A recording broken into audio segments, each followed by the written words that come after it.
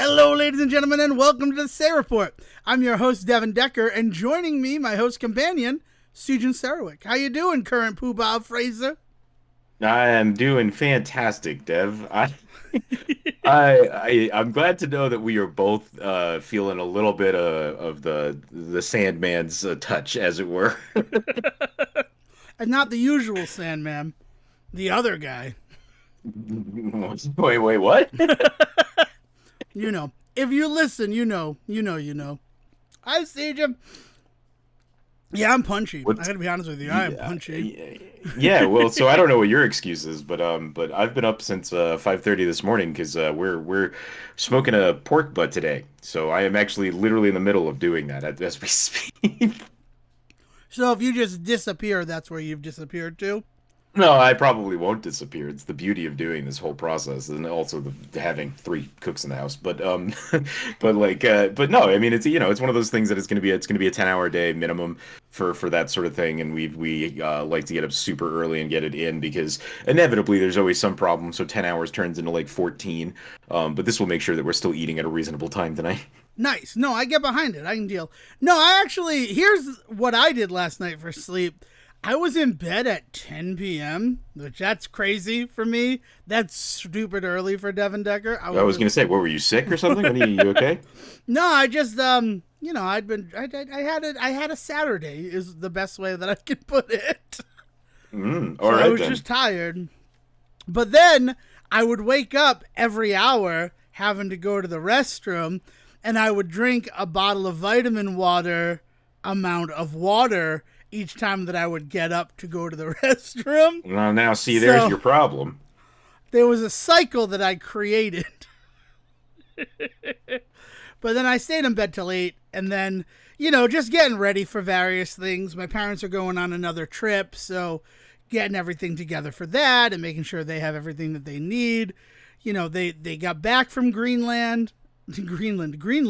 I don't know why I said it like Greenland. Welcome to Greenland. Greenland on the Thursday, and then now they're leaving again tomorrow.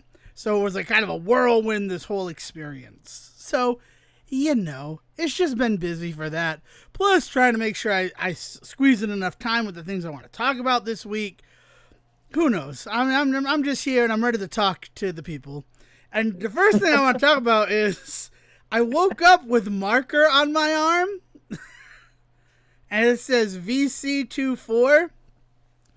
I didn't know what that meant. I'm going to be honest with you. Okay, you had a hell of a Saturday between the intake of vitamin water and you getting written on like a friggin' freshman in college. Now again, it was not vitamin water. It was a bottle of vitamin water amount of water. Yeah, but still, that intake of water, it definitely... There are two reasons why somebody drinks that much water, and they either have the flu and they're trying to keep their fluids up, or you drank a lot of alcohol and you were trying to combat it. Actually, I didn't have any alcohol. I don't know what it was. Then I guess we know what the other... No, I wasn't sick either. I'm thirsty. I had a really dry mouth. Maybe blame it on like the air conditioning. Or other things that people get dry mouths from. We're adults here at the Say Report. Just had a real dry mouth, man. I had the driest mouth. Well, I'm sorry that you seem to have a restless night, but I am glad that... I'm glad something came of it. I don't know. I feel bad, man. Part of me is like, do we want to do this? Do we want to try and figure something else out? It's a holiday weekend, man. We're supposed to be like relaxing and doing fun stuff. Like I said, I'm doing like a cooking project today, and like we've got some sillier like house stuff that we've been putting off, like reorganizing our crayons and shit like that. Like no joke, we're gonna tackle our art supplies today. That's cool. No, I mean, I've been cleaning this. I've been using this as a cleanup weekend. It's been kind of good for that. And again, it's Labor Day, right? You got to do some labor. Well, yeah. The only thing we have to do is make sure that we never try to do a Labor Day special again. And I think that might be like where a little bit of the reticence of this recording comes from, because that was not a good idea. Yet, yeah, Labor Day, that's true. Labor Day is just not a fun holiday. However, considering everything that's going on right now in the world, Like Labor Day seems appropriate, which Right. is a weird thing to say, Yeah. but Yeah, I'm curious where you're landing on some of the stuff that's come out this week. Just for anybody that is not keeping up, or if they're literally just getting all of their SAG-AFTRA news from us, there was some stuff that came out involving the video game industry this week. Not to like freak anybody out, like it's not nearly at the level of some of the other stuff is yet, but for the first time, somebody looked around and went, you know, there's other places people do this kind of shit, this writing and this acting thing that we're talking about. And in those industries, we are equally, if not more, mistreated. he's right. Sorry. I had a mozzarella stick that I was like, I can't just leave you there. I shouldn't have eaten it during the recording. I also shouldn't be telling you about it now. But yeah.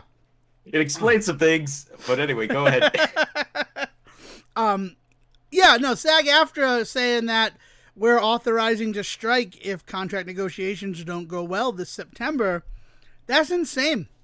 That's literally an insane sort of thing that's happening. I mean, I think it is important, though, to throw this all into some context because this is something that's come up in a couple of other industries over the last few weeks as well.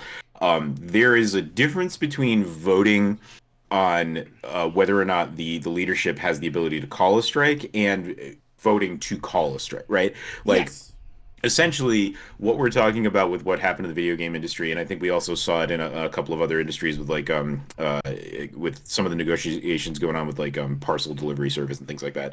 But what they have done is they've taken the vote that says that pretty much across the board, like it was, you know, it wasn't a complete sweep, but there was definitely more people than not. Obviously, that's why it passed. This idea that if the leadership deems it necessary, they are allowed to use striking as as a tool at the table. Like essentially, a union leader cannot walk into a company and without consulting the rest of the union just say, "Hey, if you don't agree to this, I'm going to tell everybody to stop working." Like it's one of the beautiful things about unions is that like they are supposed to very much represent the people, right? And so that idea being that they need permission in order to be able to say things like that when they go into negotiations. So essentially what they got right now is they've just got that permission, which is a good sign, right? It's basically a dowsing rod for figuring out like what might be coming down the pike in terms of in terms of the flood, right? But this idea that a strike is inevitable is I don't know if that's necessarily the case in video games. I don't know. And it's not that I don't think that people in video games are like they're already getting paid enough, they don't need to strike. That's not what I'm saying. Like no, I think they also need to get some stuff sorted out. But there's a couple of things to consider. First of all, if anybody in the industry, the gaming industry, is looking at what's going on in the film industry right now, they'd be thinking twice before I think they let that happen, right? We already have games that get pushed back for numerous reasons. Imagine having to delay your game now because you can't get any of your voice acting done, that kind of shit. But then on top of that, there is also this idea that I don't know if I don't know how strong other tools in the arsenal are for the unions in terms of video gaming. You know, there's a lot of stuff that there's a lot of stuff that we know a lot more about with the film industry. Not only just like you and me, Dev, like because of our experiences, but also just like as a culture, right? We are much more aware of the process that goes into making movies than I think we are with video games. There is a level of kind of like a fogginess to how games are made that I think lead to a lot of the mistreatment because people aren't really sure what's going on behind the scenes all the time. Yeah, that's a feature, not a bug. That Yeah, is designed mean, specifically because they know how the transparency in Hollywood works, that like we kind of want to obscure ourselves. It's why Yeah. the people who are like quick to agree when a critic says video games aren't art are the studios being like, yeah, they're right, video games are their own thing, and like don't compare us to other things because we don't want the comparison. We don't want to be regulated like What those are you industries seem doing? to, Shut up. you know, even if it is self-regulation, it's still regulation, right? Yeah. Yeah. Um, No, and you know it's why when things like the Double Fine documentaries that have come out this year, I fell in love with the one that they just did recently on the Psychonauts 2 cycle. Like so wild how much access they give, but it is so unprecedented, right? Is the other part of that, right? Is like it is so unusual to get that kind of glimpse behind the curtain on any type of gaming. Whereas if you think about like like there's an entire sub industry to the film industry that is behind the scenes stuff, right? Like the ways that people trade memorabilia, the ways that people look for special features on movies nowadays, the ways that like Criterion and Shout Factory and those guys tout being able to get a hold of special features as like behind the scenes are like are like a prize, right? You don't hear about that shit in gaming ever, right? Like maybe like when Valve is does their Valve thing and they're like, yeah, because we're one of the coolest gaming companies ever. I'm not actually saying that, but they like clearly that is the attitude that they promote, right? Is like we're super chill and cool and we've got this thing down pat. And like one of the ways that they do that is things like we're not afraid to show you how games are made. It's a highly curated version, unlike the Double Fine stuff that I don't think anybody told them maybe not this that shit. I mean, the only time that you're really going to see background information on video games is when the studio wants to milk you for 30 additional dollars and call it a deluxe pack. I will say that there's a lot of really cool stuff going on in the indie scene, and this has been true for years. They are always so happy to show off assets and do things. So like I'm thinking of like going all the way back to like Bendy and the Ink Machine, which at this point I think is like 5 years old. Like there's like a museum feature, right? And that's true even in like in some older indie games than that, right? Like this like come in and see like the way that our assets all came together. But you're not wrong when it comes to like AAA titles. Like I think what I think of one of the most egregious ones was like BioShock. Like when they did like some re-release before um Infinite came out. They did some re-release of one and two, and one of the big things that they touted as a special feature was in two, there was like a museum feature that you could go into and look at like assets. And it was like that's great, but like really it was because the multiplayer sucked and they touted it kind of hand in hand with the multiplayer, like get multiplayer plus access to this museum because we don't want you to think about the fact that we just said multiplayer in a BioShock game. Yeah, that's a good point.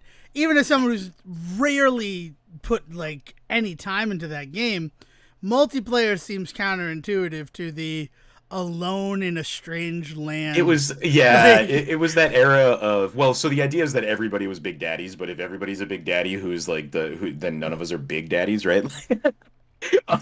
So yeah, but it was that era of gaming where everything had to have a multiplayer, right? Like it was around the same time that the Uncharted multiplayer really took off for being just overly fucking ridiculous. Like there are the Uncharted so multiplayer good. has its fan base, right? Yeah. Like and those people are fucking nuts. The only reason that I'm no longer into Uncharted multiplayer is because I got Uncharted 2 like the Friday before I was leaving to go work on for Carnival. So I wanted to beat it. I wanted to finish it. And then I'm like, well, I finished it. Let's do a little bit of multiplayer. And I put hours and hours into it before I had to get on a plane and leave. And then not having internet to do multiplayer, I just fell out of touch. And then when I tried to put hands on it again, the game had changed so much. I couldn't do it anymore. Oh, it was the difference between like Call of Duty and then Call of Duty Modern Warfare multiplayer, right? Like you were Yeah. going from like a bunch of guys that were like LARPing as like World War I heroes in Call of Duty, but then when Modern Warfare came out, that's when you got all of the your mama asshole 12-year-olds, right? Like it was like it had somehow in a year evolved into that. And like the multi-kill, like I'm doing this on five skulls and shit, like the crazy, yeah, yeah, Yeah. when everybody needed to have that kind of multiplayer aspect, right? BioShock thought they were going to get in on it too, and then like I said, it wasn't great, and even they knew it. So what they did is they wrapped it around this like asset museum behind the scenes, but again, like highly curated, right? Like we are not afraid to show you what we do, but you're going to see it through a lens that we make sure we are always in control of. Is pretty much the video game standard for behind the scenes under, even books that are out there, like getting a hold of some really juicy knowledge about behind the scenes stuff is still really hard. Like there's two or three books that I think you could point to that I think really get to the meat of some stuff. But other than that, a lot of it is all just ads for whatever company they're written about, you know? Yeah, it's strange. And it's an interesting thing to talk about indie games as opposed to the AAA, where like indie games just kind of put that stuff in there generally as unlockables. It really like shows how indie gaming is what gaming was like before they realized that they could charge us for things that we just expected in games. Like cheat codes used to not be DLC. Cheat codes used to be things that you could access. And honestly, that DLC, it's still in the game because cheat codes, here's a fun fact, and people probably know this, but a lot of them existed so that when they were testing the game, they could blaze through, you know, like the first 6 levels if they want to test the 7th level. Before level select existed, giving yourself 30 lives in Contra using the Konami code, and that's why it's the Konami code, because it was just like the programmer's code so that they could test things and make sure everything was working properly. Those used to be left in the game accidentally. Somebody found out about it, and that's like the birth of cheat codes. But then they realized, oh, we could charge them $5 to be able to unlock starting the game with 30 lives. Let's do that. Oh, we can lock stage select behind a $5, DLC, and people will buy it because we've gotten so used to having it. Yeah, the grossest part of this is game of the year versions of games where they're like, all of the content and finally packaged together. And like, there's so much about that type of marketing that is just so gross. First of all, how is every game of the year? How come 20 games will have a game of the year edition in 2023? So I mean, and the argument is because this is the version that we would submit to be considered for game of the year. Like that is the argument, but like that's not what they don't call it the game of the year nominee version. They call it the game of the year version, right? And then add to that the fact that like they basically are admitting that the cost of all of that stuff, not 12 months later, is basically what they charged you like earlier to buy it, right? And if you bought it even 3 months ago, you might have bought the original version for $60, but if you had just waited 3 months, you could have gotten all that extra content. There's so much about that style of cycle, like that marketing cycle that just sucks. And I actually don't know if I've seen much of it lately, but that's to be fair, I have not been paying much attention to late end markets for video games. Like a lot of stuff I'm either buying day one or I'm not buying unless it's like $5 or less. Yeah, I don't know the last time that I've seen a Game of the Year version, but I think a lot of that comes from they really wanted to justify that $10 price hike from, $59.99 to $69.99. They wanted to justify why that was necessary. And eliminating that is a really easy way to make sure that people aren't going to be like, did you really have to raise the price? Because this is still the cycle that you're doing. They're not doing those repressings of games, except for games that are like $30. Right, right. Power Rangers, the Fight for the Grid, has had 3 different pressings because of all the various DLC characters that have been released.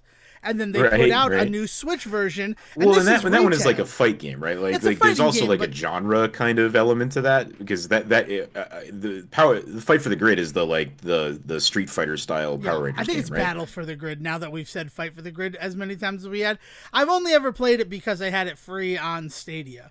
It didn't interest me as much of a fighting game. I'm sure that there's depth there, but it wasn't something I was interested in like learning and putting the time in. I know that's credit where credit's due. It also was touted. I keep using that word today. I don't know why. It was also held up as a really cool lore factory for Power Rangers. Like it seems there's a lot of Power Ranger fans that really like that game. It seems from my understanding. Yeah. So that exists, but the printings that they do of that, and it's still just the Power Rangers Battle for the Grid, but then it actually has everything on the cart, the Switch version specifically. And that's very interesting to me because that's just not how anyone else is doing it. Right. Even fighting game stuff, you're not getting it on it. Like if you buy a deluxe edition or like a Game of the Year edition that's supposed to come with those characters, first off, they're doing seasons now. So you buy that so Street Fighter 6 came out in May of this year. maybe right? June. I think it was June. I think it was in June. Either or.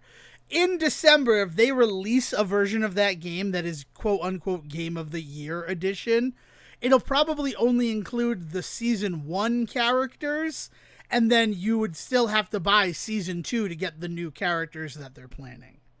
Sure. Like Yeah, possibly. there's Yeah, it no, depends on what the deal is. yeah. Sometimes the Game of the Year edition basically is here's a season pass. I'm just thinking of some. I think it was Borderlands pre-sequel or something like that, where or I honestly I think any of the Borderlands like 2, 3, Tina's like I think they've all been kind of guilty of this of the Game of the Year edition. What you're saying, the Game of the Year edition coming out before all the DLC has dropped, and that idea being that what those games do is they just what 2K does is just give you a season pass so that when those come out you could just also download those. But you need to have specific versions in order to do that. A season pass, Game of the Year edition, Gold edition, whatever fucking nonsense they put together. The trash box edition. Yeah. Well, I mean, like King of Fighters, the latest King of Fighters, I think it's 15, and if I'm wrong, let me know. But the latest King of Fighters, I was very excited for, did not purchase it, just because I had too much going on. So I didn't purchase it, and then when it came time to purchase, I'm like, oh, there's a deluxe edition that comes with all the characters, and I feel pretty good about that, right? Like I waited, and my delaying purchasing the game is being rewarded. But then reading through, it's like you only get the season 1 characters. Other characters would still need to be purchased, and it's like, oh, but you call yourself Game of the Year. Like, that's really interesting. Because you're not wrong. Selling, like, the season pass or the roadmap edition where you're promised all this content, that's the thing that happened. Hello, Marvel Avengers, which is dying this month at some point. Like, you're not necessarily going to get everything that's promised if the game is not, profitable enough. Not worth putting in the time. So it's well, and I mean, like the other big thing is, and this is where I thought you were going, is that idea that nowadays when you buy a Game of the Year edition, if you're buying something that's that kind of package, it might not be called Game of the Year edition, it might be complete, it might be the full story, whatever the fuck they want to call it. Even then, it's not like what you're talking about with Power Rangers, where you're buying a new disc because the content is on it. You're basically getting the same disc you would have gotten otherwise, and then you're getting the licensing access to download the DLC as digital, which is what you would have done eventually. So it's not even like that package has anything more in it physically than it did before, which I think is also like a really hard sell for a lot of people, which is why I think a lot of that has probably gone to the wayside. But I think the other side of this coin that I think is really important to talk about is time, right? Is time and distance, because you kind of hinted at this when you were saying, Dev, but this idea that like so much time has passed that so something I did this week is I purchased a complete edition of Crypt of the Necrodancer because there's a new DLC that they're in beta on that's coming out that looks really cool. There's been a lot of updates to that game plus some DLC that I actually haven't touched because I haven't played the game in a couple of years. But I used to play it religiously. I mean, I used to talk about on the show how much I played it religiously. Me and specifically, my partner Hannah and I we go to fucking town on that game. Like we will spend full days playing Crypt of the Necrodancer. And so I saw that there was a complete edition on Steam that was on sale for like $14. Like the base game was on sale for like $7, and then the new DLC. There's a couple of DLC packages added to it that I think altogether it came to less than $15 for just everything. And the thing is like that is a game that I have bought on my PlayStation. I bought it on my Switch. I bought it on somebody else's Switch at some point. I love that game, right? Like and like I played a ton of it. I haven't spent any money on that game though in probably 2 or 3 years, right? I think the last time I gave any money towards that franchise at all was when the Zelda Crypt of the Necrodancer Cadence of Hyrule, the crossover came out a couple years ago. mm-hmm. That was the last time I think any actual money of mine went towards that endeavor, right? So when I saw that complete package and it was on sale for less than $15, like yeah, I've bought it 3 times before, but like I'm happy to do that again, right? And so that idea that like you're putting money towards content and like they're trying to milk you because they're putting out this version that they should have been the version that existed before. Like there is another side to that I think is legitimate, and that is something more like this. Like, hey, this is a game that's been out for 5 years. We've slowly been working on it. A lot of the stuff that's actually in it was actually free updates. There are just a couple of paid ones that we're also including, and the price point is not like insurmountable, right? Like $15 towards a game today is okay for me, so I can do that. So I was happy to drop that money, right? And like I somewhere in there they crossed the line of legitimacy where that felt okay to do that, despite the fact that it's an old game and there's a bunch of DLC included that and all that, which is exactly what we're saying about some of this other stuff, right? And I don't know where that line is, but I know for me it exists somewhere. Yeah, I mean the thing that first of all, I never bought into the whole Game of the Year edition thing. I like to play games when they're new, especially in this whole patch market where the game that you buy 6 months down the line might be a very different experience from what you buy on day one. I like to get those day one clears, especially I don't know, like it. I will say this. I will say that if you're somebody that wants to play a game day one, then just do it. Like Right. I don't know about pre-buying material, all of that stuff. I don't love all of that, but like there are times when even I have done that though, right? But if you were today say to me something like you wanted to play Arkham Knight, I Mm-hmm. would tell you to just buy the Game of the Year edition. First of all, it's probably the same price as the original edition anyway, wherever you find it, which I think is like $5 to $10, right? On top of that, we're so far out that like all of that stuff that you're talking about, patches and all that sort of stuff, that will already come day one. Like, just buy the full complete version. If you're buying a game that is older and you are looking at either getting the original version or a Game of the Year, unless there's like a significant price reason to not do it, that's the only reason I would think to not just buy the full package. But if you're talking about day one or even in the same year that something has come out or stuff is still being released, sometimes that's not always the best option. Yeah, I don't know. I mean, I don't ever give myself that option. If I don't get a game when it's new, and I'll give myself like a 2 week window there, I'm probably not playing that game. Like that's just how it rolls for me. And I'm Oh. talking more like AAA stuff. Indie games I will always jump into like further on down the line if I miss Yeah, something because there's just so much of it. but that's a huge part of this, right? Is Yeah. there's so much going on in indie gaming that is exactly what you're talking about with like the patching and stuff, right? And there being different versions. I mean, like right now, there is a way to buy Vampire Survivors, but without the DLC, right? Would Hmm. you recommend to anybody to just buy the base game right now, or I mean, like I would just say for like just throw the $10 in and get everything. If you were have never touched Vampire Survivors before and you were just coming to it now, I would just say just buy the whole package so that you can just be in it with everybody. I wouldn't. I would always tell people to buy the base game of Vampire Survivors. This is an interesting conundrum here, because I like playing through and understanding the game, and then if you enjoy the game, here's 2 new levels. It's the way that DLC is handled in Vampire Survivors specifically, where I would always tell people spend the $5 on the base game. You're not if you enjoy that, then you'll want to get the DLC. But I think if you buy everything right out, like it can be overwhelming. The game already is kind of overwhelming with the fact that it doesn't tell you anything. But then if your first level is Mount Moonspell or the Fiscari Forest, you're going to be even further like in the dark than if Why you would that be your start. first, like the way that it's structured though? It doesn't point you towards that stuff first if you're brand new to it. So it gives you I guess you have to start in the forest. You have Right. to clear the forest before you can do anything else. That's true.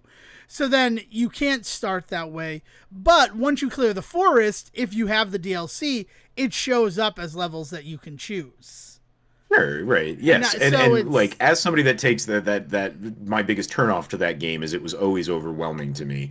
I would say like what's one more pin in the pile, I guess, right? Like like I would just say just have it all. And the biggest part for that for me is that like inevitably you're going to do things like play multiplayer and things like that and like being able to have access to that so that you can host or all that or slash you see something in somebody else's game and you're just like, "Ooh, what is that?" And then you find out, well, you didn't pay for this sucker is the worst feeling in the world. Whereas if you just own everything outright, you just own everything outright. And again, part of that for me though is the price point, right? Like the buy-in. The buy-in for owning everything in Vampire Survivors is not much, no, right? it's So I about would just say $10. just That's do it. correct. And I think also that stems from the fact that Vampire Survivors is the first time that having early access to a game felt worth it to me because I got to grow with that game. I entered when the dairy plant had been out for a while, and I think 3 days after buying it, Gallo Tower was a level that I could access. So not having like too much allowed me to learn the mechanics, and then each time new material came out, I got to take what I knew about the game and apply it to that new level. So I don't want someone to get overwhelmed out of enjoying Vampire Survivors. And that's why I think start with the base game, see if you like the base game, and then go from there. Because I just feel like if you don't enjoy the base game, you threw $4 to them. And again, it's just $4. But for some people, that $4 could make or break, right? Like I guess I would say my big thing is at this point, and maybe this stems from the fact that you said you don't buy games after 2 weeks, but this idea that like if you don't know what Vampire Survivors is at this point, I don't know why you're buying it. So you already kind of know what you're getting into. So you've already passed that threshold, right? So if you've already passed that threshold, the next thing is just having access to all of the stuff that it's promising you, right? Like I mean, there's tons of games out there in this field that aren't DLC oriented, they're just updated. So like, would you tell somebody not to go into a game even though it's 2 years into just a bunch of free updates? No, like you wouldn't stop me, right? Like, right, but that's different. Free updates are very different than spending additional money on something you don't even know if you enjoy. Just because you've seen but what I'm game, saying is the $4 is worth that risk. I would say that line changes eventually when you talk about more expensive games, though. If you're talking about buying the $20 version of a game, but you could you could spend $60 on the Game of the Year edition, no, just buy the $20 version and see if you like it. Then you can see what you need to do about buying into the DLC. But when you start talking about some of these smaller games that are out there that are also doing this kind of stuff, well, like I said, with like Crypt of the Necrodancer, I haven't touched the DLC. I don't know really what's in it. I have some idea because I've played the base game, but essentially, like, I don't mind spending that money. And maybe I'll find out that I don't like it. Maybe I'll find out that, oh, this DLC is a little thin. That's unfortunate for me, but like it was not too much money, and I know enough about what I'm getting into that it was worth that risk. And I feel like that's where I don't know where that line is. That's what I'm getting at. Is I don't know where there's a moment in a game's history where we all pretty much have an idea of what this thing is. At this point, you're better off just buying the full package. Like, but that moment clearly exists, and not just for me, but for a lot of people, because that's why these things persist. Right. Well, I mean, I guess all I'm trying to say is I don't think I would ever tell somebody to get the DLC. I would always say start with the base game. I know. I'm just making sure. But that puts you, I think that puts you in a smaller group of people. I think there are a lot of people out there. Yeah. I'm the type of person who will also say if there is an update to the game when you buy it 4 months later, if you can play the game without installing that update, try to do that as well. Like, honestly, like Curse of the Moon, Ritual of the Night, I think that the build that I got to play on was a better build of that game because it's a single player game. So I don't understand why they have to nerf things because we see, a lot of people are using this spell. We want them to use other spells. So let's make that spell weaker. Like that seems anti-consumer to me. And that is a specific game. But you have to think about it in terms of like what they want the game to be doing, right? Like it's not anti-consumer. It's that at the end of the day, it's not about. There's a specific type of experience they want their audience to have, and if they find that people are not having that experience, they want to correct it. Now, it's a balance with video games, right? Like there's this really interesting thing in terms of like artist and audience connection with video games that you don't really get in any other medium. It's what makes them so special. It is that there's such a closer relationship and that relationship is so much more of an ongoing conversation than it is with film or even music or like in that regard. And so gaming is in this really weird moment, in this really weird conversation constantly. And I think that where we see things like updates and patches and DLC and all that stuff are tools for developers to continue that conversation that they didn't always have before, right? And so it may seem weird that they nerfed that weapon, but if in their mind that weapon shouldn't be so powerful because in the lore of the story, in the concept of how you play, what they wanted to do in terms of the challenge of the game. Because I mean, like at the end of the day, like I've told this story before, right? About like the sword in Diablo that got handed to me that basically power leveled my character to the point where it ruined the game. The makers of Diablo would be right to come into a game like that and put a stop to it, right? Because like you're ruining the experience that they imagined a player would have. You're ruining the game loop, the game structure, whatever you want to call it, that they intended the player to have. And so if they see that happening with something that they have some control over, they're taking it, right? Now, like you want to disagree with that, or you want to talk about ways in which you were having fun in other ways than they intended, and how maybe you have a right to that, depending on how you feel about that relationship. Like that is definitely an interesting conversation to have. But like but you have to understand where they're coming from when they do that, and that is because they intended a specific experience that you were not having, and so they wanted to change that.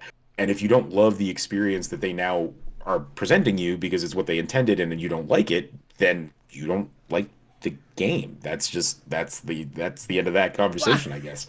So I mean, this is unique. All my experience with Rotten is always going to be unique because I got to play it a week before it was supposed to be available, and I will always talk about the fact that I got that week before it. But this specific nerf that I'm talking about is not even one that I like participated in, but it just seems so strange that like I don't know, like, because I get what you're saying. We're like, oh, we didn't balance it or we didn't test it. But I think why it bothers me is that it makes the consumer part of the team, makes them part of the test. And we're seeing all of these people have a proclivity for this one specific spell. Well, we should probably make that spell a little weaker. And it's not just that game. It is seeing it in other games like Dark Souls. Like the first Dark Souls, when it came out, oh, a lot of people are using this weapon and a lot of people are doing this. So because everybody seems to be like heading towards those, we're going to balance them and make them weaker. And that, I understand the reason behind it. It doesn't change the fact that it bothers me on some level. Yeah. If that makes sense. Like, I wasn't using, it's the Living Photo spell from Ritual of the Night. It used to summon 5 photos around Marion. Now it only summons 3. And they do less damage than they used to do with the 5. But again, like, we're going to be talking about Teenage Mutant Ninja Turtles Shredder's Revenge and all of the hidden freaking nerfs and buffs that were put into that game with the DLC that was released this week. That's one of our tasks. And again, it bothers me, like, because the game has existed in a form for a year and people are now going to be playing it and it's different. I don't know. I didn't even notice that they did anything with Turtles. So that's also the other side of it, is also you're mentioning all of this stuff, and then like there's also a chance that people that casually play that game just aren't ever gonna even see those changes. Right. And that's the fact of it. So it's I guess the way that I play games is what definitely influences how I interact with like DLC and all of that. I don't know. I like playing games early when they first release. I like trying to beat them there before things are going to get patched out or things are going to be corrected, or I'd rather wait until the developer gets their shit together and gives me the game they intended to give me. So like I would much rather wait a year to play certain games for sure. Yeah. So look at that. We're two ends of the spectrum on that, which is very interesting. But I mean, you're the first person to talk about how they put out broken games, though, right? Like I want to play this way, but then also every game I play seems to not be complete. Now, it's not great that they're not putting out complete games, but as a consumer, you know that. So like, wait. Maybe I want to play the broken experience. Yeah, you want to be able to complain about how games feel incomplete whenever you play them. I don't know. That's what I'm willing to do it. I'm willing to play a game and be like, oh, this feels a little bit off, and then see it. I like to track that stuff. That's part of my Right, but the problem is that games. you don't track it. You stop playing games when they update them because you're like, well, they updated this game. I'm not going to touch it now. Not It's all like, the time. okay. If it's a game I like Tears of Astalon, I kept playing and playing and playing until. What the hell is that? Oh, have I never talked about Tears of Astalon? I've never even heard of that. Tears of Astalon is a game. 2021, I flew down to North Carolina to drive a friend back to New England, that they were moving back. And so they didn't want to make the drive alone. So I agreed to do that. I flew down and came up. And while I was in the airport, like killing time, I had on Twitch, and someone, I don't remember who it was playing this game, Tears of Astalon. And it's kind of like the Lost Vikings sort of thing. Lost Vikings is probably exactly what I'm going to compare it to. Where you have 3 characters, and you need to utilize the 3 characters. I guess Trine is kind of like that as well. But it's a Metroidvania where you have an archer, a swordsman, and a wizard, and you have to go through the tower, the Astalon Tower, to like defeat some ancient evil. Mm-hmm. And watching it, I'm just like, this is great because it's a Metroidvania. Tears of the Earth? What? Tears of the Earth? That's part of it. Oh. They're like. Is that like sections of it or something? So they had planned to do 2 versions of the game. It might be, I mean, now Astalon is just what I call it. And I think the one that is released is Tears of the Earth.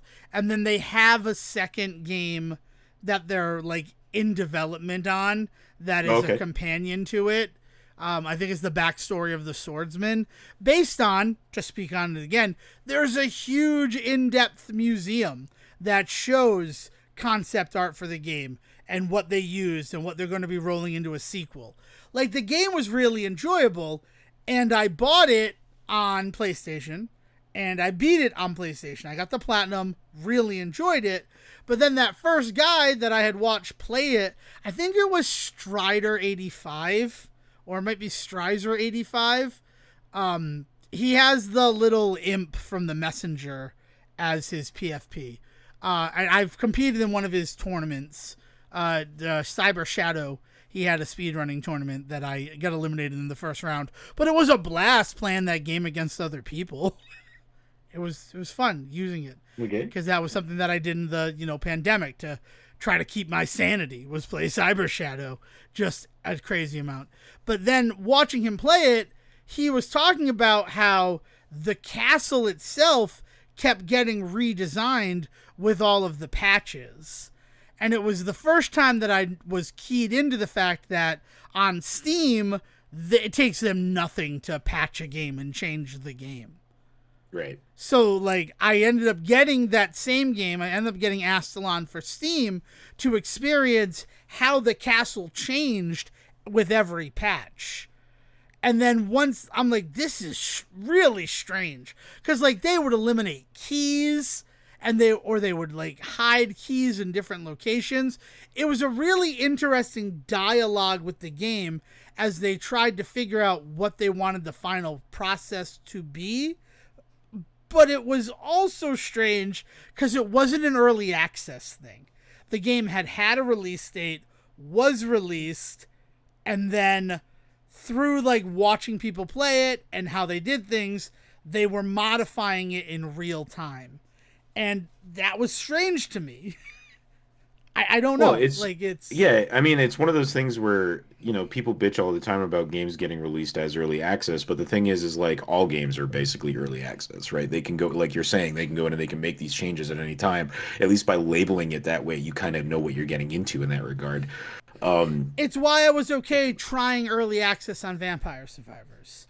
I got really tired of buying games on Steam that were clearly like still early access titles, but they had a release date. Beard Blade was another one like that, where I'm like, oh, I'm really excited for this. And then come to find out, oh, you can't actually get 100% because we didn't put the collectible in this level, even though it says there's a collectible in there. Yeah, So like it's half like, of the what the yeah, fuck? half of What the the goals are unachievable fuck at this is time because that? that part Like, of the game it just doesn't exist yet. and then come to find out, like, but we had a release date, so we stuck to that release date. And I'm like, well, now I've never gone back to that game, and I really dug that game. It was a 16-bit style platformer where you used your beard as a weapon. And that was a cool little concept and fun level design. I had enjoyed my time with it. But then to find out that, like, oh no, we sold you an incomplete game. Like, admittedly, we sold you an incomplete game. And then I Hmm. found out about early access, and I'm like, oh, well, if that's what happened with this game, I'm okay with it. And then go to look, and it's like, no, Beer Blade was just released. It wasn't Hmm. released into early access. It was just, here's our release date, and we're going to finish it with patches. And Yeah, that the problem frustrates is me. that Yeah, if you like, release it and you call it early access, then there's a contingency of people that bitch about how you're if it's not done, don't release it yet. And like so like you kind of can't win as like a game developer right. right now in that particular argument. But again, that's why I tried Vampire Survivors. I'm like, early access, but at least it's right there on the tin. At least they're saying this game is not ready for prime time, but we'd like to have people play it so that we can, modify it in real time. I was in the Discord, I was engaged in the conversation. Like Vampire Survivors, I feel not like ownership over, but like I feel a part of it the way that it built because of this is clearly an early access of it all. I mean, look at freaking Gun Gal, right? Or Gal Guardians. I don't remember the name of it. Grim Guardians. It's now Gal Guardians. That game, like when it first came out and then it had to go through all the changes because of the copyright issues, I don't feel that sort of like part of what happened and how this game grew and changed because I had already been able to complete it. But Vampire Hmm. Survivors, even when I hit the wall that was where they were in development, I could still go back and play the game and learn things and see how things were working and then submit my feedback to that. Yeah. And even if they didn't listen, like it felt like a dialogue. It felt like an open dialogue where if I buy a game that's supposed to be done and it's not done yet, it doesn't feel like an open dialogue. It feels like I was tricked and then they're just going to tell me when the game is finished now. The way I No, approach games I know is very unique. I get that. I'm sorry, but it's how I feel. yeah, I mean, but it is also like it is all about how they approach it, right? Like all things, if it is handled well, then you don't really notice when it's doing a thing you didn't agree with, right?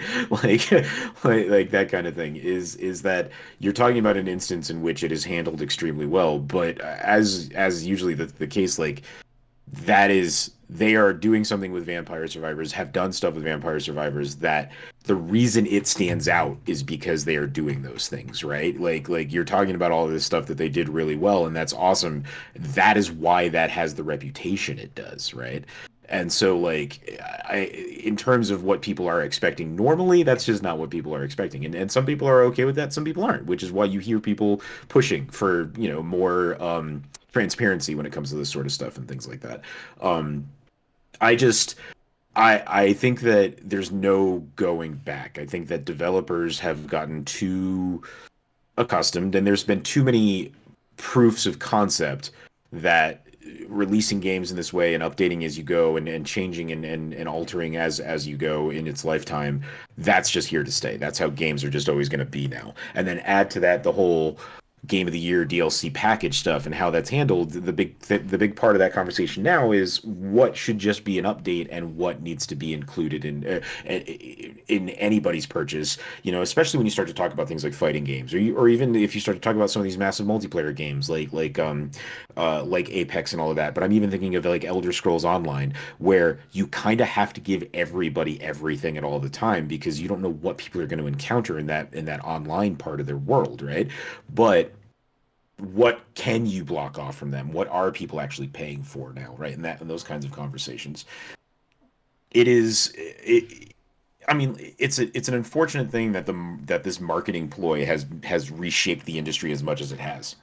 Yeah. But I think that so many so many useful things have come out of it that I don't think anybody's ever going to be looking to go back. Like I said, like the fact that a developer can fix a thing in their game that will make sure the experience is the one that the audience that they intended for their audience to have is too juicy of a carrot to give up the stick.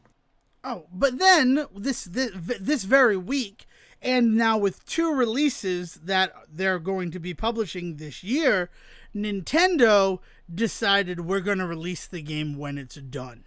Right? That's why Tears of the Kingdom came out and was such a complete experience, and all of the patches that happened with that, because it wasn't free from patches, but it was correcting glitches that you're not going to notice until you have 100,000 people playing the game, and about a quarter of those people playing the game with the intention of breaking the game wide open.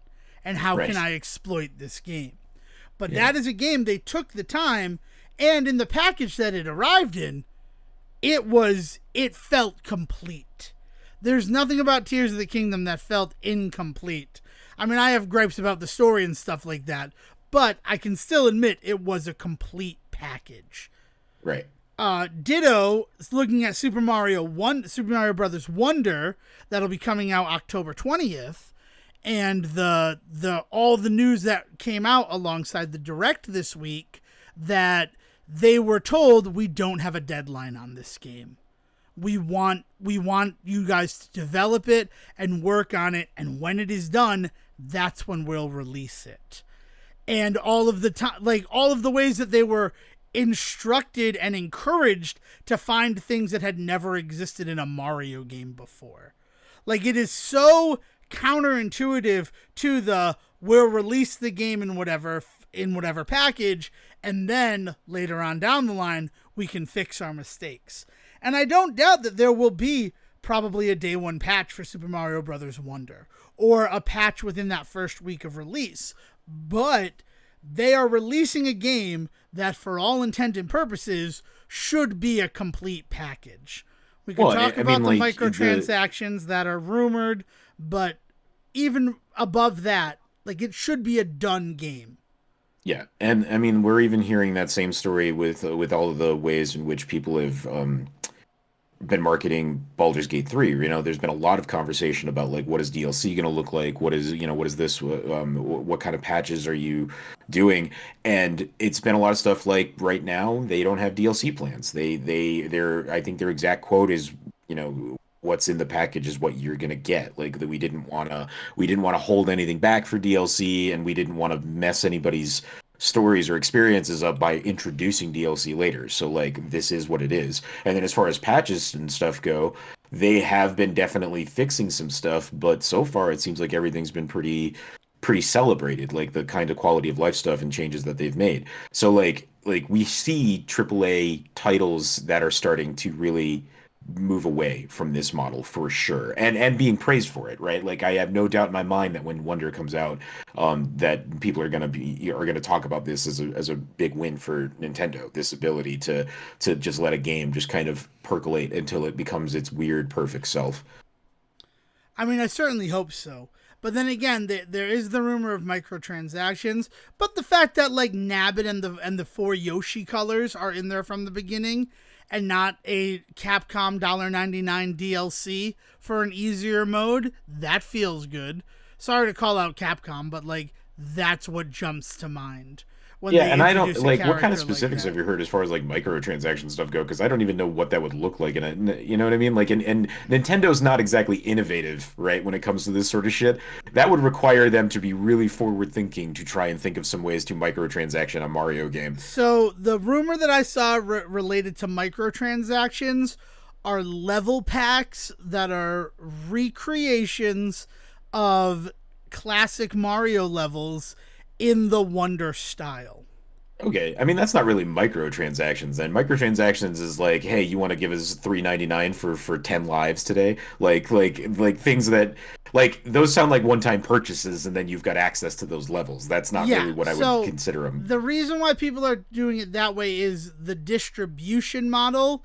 And again, this is all from internal memos written in Japanese that have been translated, retranslated, and untranslated again. And again, it's all rumor stuff, but it looks like you'd be buying on a level basis, not like a pack basis. Right, but it's not like So, you can play the level once and then you have to pay us again for it, right? right. And so there's Okay. that difference there. It's the way that, like, it's going to be doled out in that way that, like, loot boxes trigger sort of the people who have that style of addiction. It looks like it's trying to sell itself on those same triggers. And again, it might say in there that we're trying to avoid it and the people just misunderstood the translation. So it's that thing. But that's the big... As excited as I am about Super Mario Brothers Wonder, and I am, and I was even more excited after watching a 15-minute presentation on the game and the ways that they hope to reinvigorate the genre of the Mario platformer.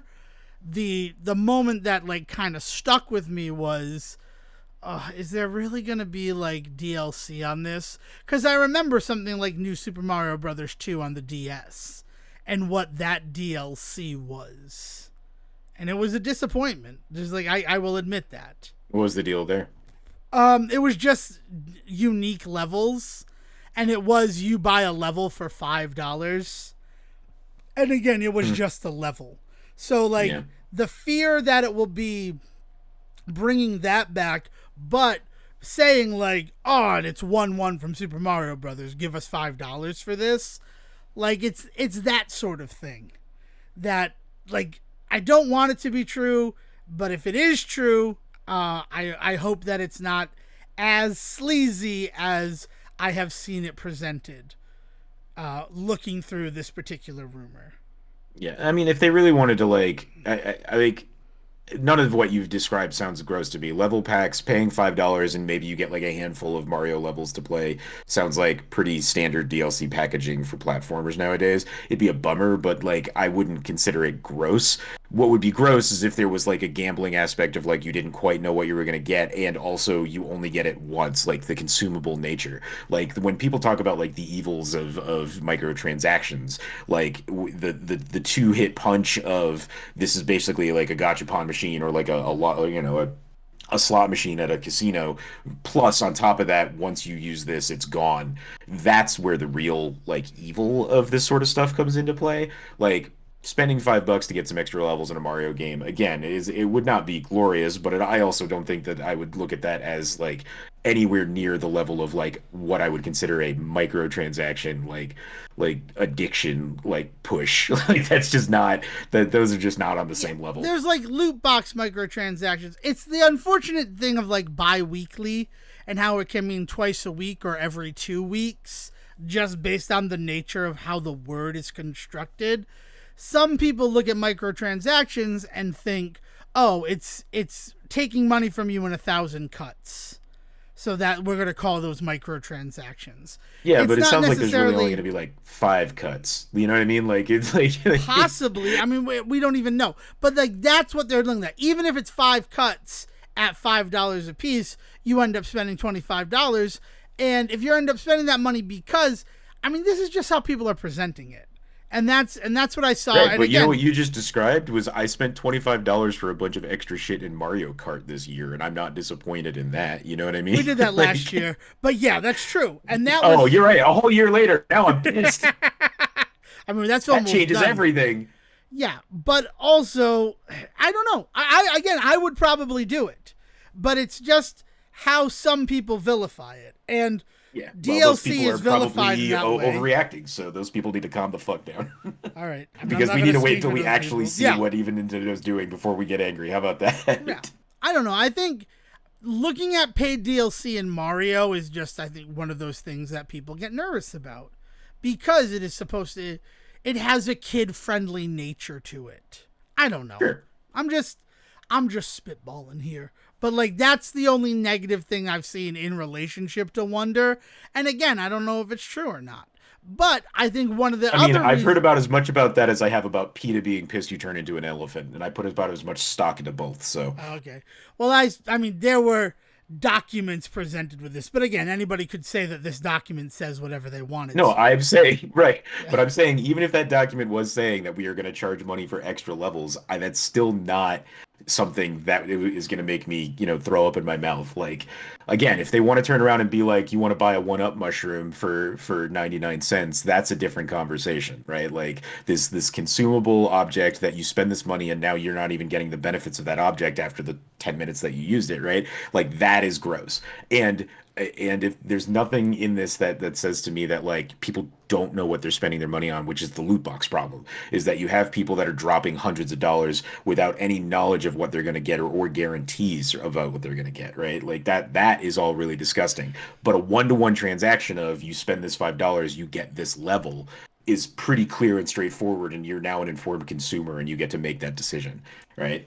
I think the fear stems from, and it's wrong that it stems from this, because as you just pointed out, Mario Kart 8, we were told exactly what we were getting as DLC, and they have so far not offended with any of the things that they've released, right? They've done a good job with the Mario Kart 8 DLC. But I think where the fear comes is looking at what Nintendo has done with Mario and DLC in mobile games, like what Mario Run was. So it's this fear that, like, the only evidence we have of how this is going to work is in the mobile gaming market, which is somehow even more predatory than what we see with, like, FIFA and Overwatch and all of those other games on consoles and PC. However, because that's all people know, that's where their minds jump to. And that's not correct. That's being incendiary and, paranoid that's what Nintendo's going to do. But I don't know. And then to go back one step further, I think another mindset is, before, I would pay $60 for this Mario game and that stuff would just be included. I wouldn't have to pay for these extra levels. So, I mean, it's all down the line, really. Yeah, I'm gonna wait and see what actually Nintendo does with all of this because, like I said, I've heard about as much about this as I have about people being like pissy about just like, oh, there's drugs in this one. It's like, what? None of it seems like legitimate criticism yet, and it never does until the game is in somebody's hands to me. So Yeah. I don't know. I wasn't thinking about DLC until I read about it. I'm just like, oh, I'm going to play this new Mario game. Oh, why is it going to be DLC? But again, if it's doled out properly, I don't know. We've already wasted too much time on this. Last thing I want to say, because we were talking about the strike with SAG-AFTRA and video games, is also not going to be the first time that it happens. Because they were on strike for 11 months beginning October 2016. And, like, did you even know that? yeah, I mean, we didn't talk about it as much then because I think we even said at the time the ways in which the timelines on what happens with gaming are so different than film and television. And then add to that what we were just talking about today with that whole like, fog of war that you get with video games that doesn't seem to be there with film and television. Yeah. I was surprised that it went on 11 months. That was news to me. I remember them going on strike, but I did not know it went on as long as it did. And then, like, I can't even remember a lot of releases that happened at that time. Like, what's a big game from 2017? I mean, I'm sure there are some. But you can't name one off the top of your head. Right? I can't even tell you what year I was born. Why would I be able to tell you what video games came out in 2017? I don't know. You were pursuing a degree in video games briefly. I don't know. Yeah. Well, all this that's the year of Resident Evil 7, Super Mario Odyssey, Cuphead. Yeah. Destiny 2, Breath of the Wild. See, there were some good games that year. There was a lot of good games that year, yeah. So, but most of those again, were those are all games done. that were being worked on for probably 5 years beforehand, right? Oh, but joy. Yeah. So there you are. So there's that. I mean, I feel like we've talked a lot about video games, so we should probably save the Teenage Mutant Ninja Turtle task to be last, which means that we get to talk about AI One Force or Future. I keep forgetting. Well, AI One Future was the channel I directed you to, but as I pointed out, it's not the only channel that's doing this stuff. The reason, just to clarify, the reason why I had mentioned that one specifically is as I said, they're doing a lot of stuff with like musical talent as opposed to everybody else who seems to want to use television and movie stars, right? So I didn't want to direct anybody to anything else that was TV or movie oriented, but that's really where the bread and butter is taking everybody's favorite cartoon characters and putting together full albums of them singing hits that they want. But yeah, AI One Future, on the other hand, is taking the likes of like Frank Sinatra. So did you give it a listen there, Dan? So, full disclosure, I fucking hated this channel. And it's not because of what the channel is doing, it's because of what the channel is doing it with. The only song that I could find myself listening to is the Sam Stevens song that they have like an Elvis version and a Sinatra version of. The Hmm. TikTok star who became really big. Because everything else is an AI voice over postmodern jukebox music, and their music I just can't get behind. It does not jive with me. I don't know why that's the case. It's like it's too high. There's too much highs in the mix. I don't like the music. So I went through everything, and all of it was postmodern jukebox backing tracks, and I couldn't listen to any of those. I mean, it's also AI generated music too. I don't know what you mean by postmodern jukebox. You mean just the style, like it's big band? No, it he would credit postmodern jukebox as who had done the music. Yeah, that's where that's where he's sourcing his stuff for the AI generation. Is that what you mean? I don't know. I mean, like it seemed like it was, and it sounded Postmodern like Jukebox that. is not sitting down and recording music for A1 A Future, whatever the fuck it is. Like, let's be clear. Like, No, that's just not what's no, happening. I understand that, but AI One Future is taking their tracks, which are available, and then having the AI sing over it. That's I what's did happening. not know that and not seeing that anywhere on A1 Future now. So I'm Okay, curious so where. I mean, I'll look at A One Future, looking it up. So I took a whole list of everything. Da, da, da, I da. mean, why didn't you find a different channel then? Because I said, other than that, this is just not what I wanted to be talking about with this whole thing. Well, because I was still able to listen to Until I Found You, Steven Sanchez. Sorry, the Until I Found You covers that's Sinatra, Elvis, and Lennon. So I was able to do that. But going as far back as Frank Sinatra sings "Stay with Me" by Sam Smith. Amazing audio from at Postmodern Jukebox. So the music itself is not AI generated. It is a backing track that has been made by Postmodern Jukebox that he then had an AI voice of Sinatra sing over. Yeah. So can we talk about the AI voices of Sinatra? Because that's really was the whole point of this task. Oh, it's awful. I don't think it sounded like Sinatra at all. I mean, so okay. So I, so these are really big channels that a lot of people are listening to now, and it doesn't matter whether or not you like what it sounds like. Like this idea that there's this voice of this dead person that is now being manipulated in this way that is now making its way onto Spotify, into YouTube playlists, into that sort of stuff. Like this is a thing that is out in the world. So as we've talked about with everything going on with like the union contracts and SAG-AFTRA and the writers and all of that, where they're really worried about this stuff, it's been really interesting to me that nobody seems to in that conversation be pointing to what's going on with music in that regard, like saying like look at this like this entire market that's out there now for this because kind of more to the point, the fact that yeah, it doesn't quite sound like Sinatra. There is this like aspect to it where like there's something a little off here or there. I mean, first of all, there's straight up like garbled words in a couple of seconds. But even when if it's not garbled words, like there is like the intonation is weird. The inflection on that statement made it sound like a question when it's a statement. Like there's all of that sort of stuff going on, which is not unusual for AI, right? We know AI models like do everything from get tiny little facts wrong to straight up hallucinating full on answers for things. But at the end of the day, it's still finding an audience. Just like ChatGPT, like is still finding people out there that still want to use it, despite the fact that people know that. Or maybe worse, don't know that. They don't know they don't know any better, right? I mean, wasn't there like a whole big thing this week about Amazon having to do a crackdown on AI generated mushroom foraging books because like there was just straight up just misinformation that would have like killed people in like found in some of them. Like this idea that AI generated work is already out there and people already kind of know that it's not going to be perfect and people seem to already not care, right? Like and like so that whole cycle of AI has already found its way through books, has already found its way through music.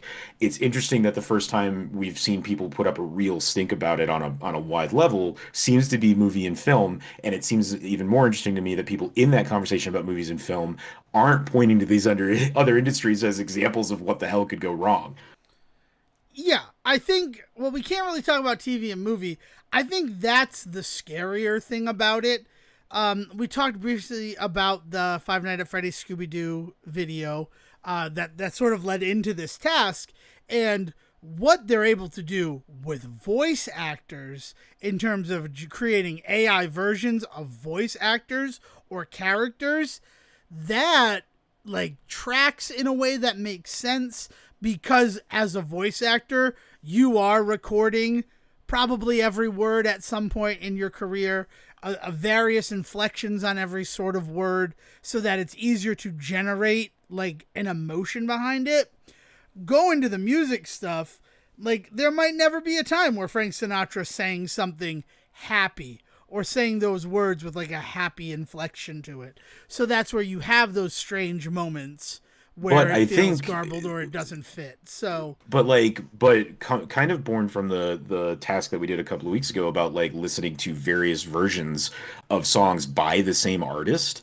It's actually the well is deeper than you think, right? And I think that that's something else that leads to people just kind of accepting this stuff sometimes, is that when I listen to a Spotify playlist now, right? And I'll use Spotify because I think they're actually better at monitoring this stuff or policing this stuff than YouTube Music and other places. But they still have this issue.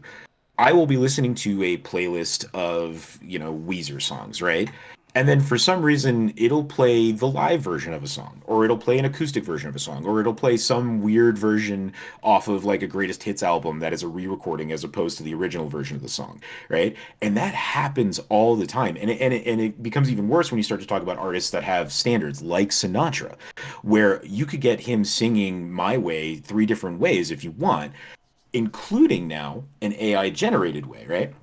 So there's this whole thing where I will put on a Sinatra playlist, and I didn't realize this, but there were AI versions of songs that Sinatra didn't actually sing, just showed up on that list because of the way that it was pulling music to lengthen that list for me. It eventually started pulling stuff that wasn't actual Sinatra, but I didn't notice at first how much it had done that. Like at one point I realized like, oh, this is a weird version of this. And then I realized, well, Sinatra never would have sung this, looked at the screen and saw that it was AI generated. And I thought, well, that's weird. But then when I looked back at the playlist to like try and get back on track, go back to a song that would like it was actually by Sinatra, I realized that it had done that like three or four times in the last hour. I just hadn't like heard it, whether it was because I wasn't paying attention because I was like cooking or like we were in conversation so we were talking over it, or literally I had just like zoned out while it was going on, so like it was just kind of going in the background.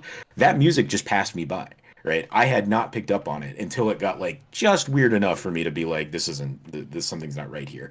And part of that is because I'm so used to Spotify already kind of playing weirder versions of song. I'm so used to Spotify finding stuff that I don't normally listen to that I'm kind of not I'm not expecting it to be off. So like it has to be really off for me to really kind of pick up on that, right? And when I say Sinatra here, it's not just Sinatra. As I said before, there's also a lot of stuff that goes on where like they use they'll pick a cartoon character and have them sing stuff, or they'll pick an actor, or they'll pick a movie like song like a show tune and then have like different people sing it. So like this is so folded into what's already going on with like music stuff that I don't think, unless you were specifically aiming to listen to this stuff, I don't think that it's as easy to pick up on. So yeah, that's the interesting thing is I was given the task to observe what was identified to me as AI generated music. So I'm already going in with a different sort of approach than just finding it naturally in the wild the way that you seem to. So like I know that it's going to be, and I'm like excited. I'm like, oh, they're going to have a version of Sinatra singing Hello by Adele. That might be interesting. Or Bad Romance by Lady Gaga. But then I'm expecting that voice, me personally, to be over like the original version of the song. But of course, like, you're already in dicey territory because you don't own Frank Sinatra's voice, right? You have no legal claim to it. Of course they're going to use different backing tracks. They're not going to use the backing track that is, you know, in the studio recorded version of Bad Romance. But well, and again, there's more often than not, it's AI generated backing tracks. I did not know that this particular channel that I picked out of a fucking hat was going to use like actual music, because a lot of this stuff, they don't have the original recording. Like, right, and they don't have the masters to do that kind of shit, you know? So it would make sense if it were all AI, and I'd like to look into it, but then going through, and I did, I'm going to send you the list of just it's like everything on the site is a postmodern jukebox backing track, and it so identifies itself as what PMJ is and how they're like trying. It's such a weird sort of concept. I have almost zero experience with this group. It was someone that I was with, you know, we were dating a little bit, and she was really into the music, and I'm just like, I don't really see the appeal of this. But, you know, I mean, how much big band do you sit around and listen to on a regular basis? I mean, that's a good point. That's yeah, it's a genre of music you don't really engage with, so yeah. like... So, but then I don't know. I guess then I was a little upset because Spotify. We'll talk Spotify. Real Singer did a version of Stacy's Mom called Stacy's Dad. And I just came to it through that. And I'm like, oh, this is really good. And I thought that she had done all the changes and everything. And then come to find out that the postmodern jukebox version backing track is what she sang over. So I'm like, oh, all she did was the lyrics. And I'm not discounting the fact that, you know, writing parody lyrics is not the creation of art. But I thought she had decided to put it over that type of music because of the content of it, instead of just going and finding this backing track that they encourage to use for covers and things like that. But it's so different from like the type of music, and that's weird to say, right? That like a crooner would be singing over, but it is like modernized in this way that it doesn't sound like if Sinatra was playing with a band like that. So there's already that disconnect, and then the voice comes in and I'm like, I know that it's not him. Like there's not even a moment where I would think, oh, this is like just a song by him I've never heard. And then to go further, listening to the Elvis Presley cover of Until I Found You by Steven Sanchez, someone like came by while I was listening and was like, oh, I love Steven Sanchez. They didn't even recognize that it was supposed to sound like Elvis Presley. So I don't know. I haven't had that same experience that you've described listening to playlists and then going and looking at specifically AI generated songs. I was immediately keyed into the fact, because it was something I have like a passing knowledge of, that it was. So, I mean, do you think that the writers and the actors have nothing to worry about then? That this AI generated stuff is always going to just be so off that like it's never going to replace them? Like, is this just not a concern for artists then? The problem is we can't have that honest discussion about, well, like none of these are done by people who are like live right now. There's not a version, a recreated AI version of Bad Romance by Lady Gaga where everything is AI generated. And then like, it's I still think that there's people making money off of Frank Sinatra that probably wouldn't be happy about some kid recreating a bunch of new Frank Sinatra music and selling it. I agree. I mean, you know where I stand on this. I mean, that's like, does that mean that we can use Marlon Brando in movies because he's dead? It's okay. No, like, we talk about that already. I had a problem in that they brought back Harold Ramis for a movie recently. I don't think that that's right. I mean, but like that's it's so hard to have this discussion and not talk about it. I think they have every right to be nervous about it because of Right. the things out there. Like, we can't point at without, representing struck work. But those AI generated cartoons that you can watch out there, or even that Scooby Doo thing, that is indistinguishable.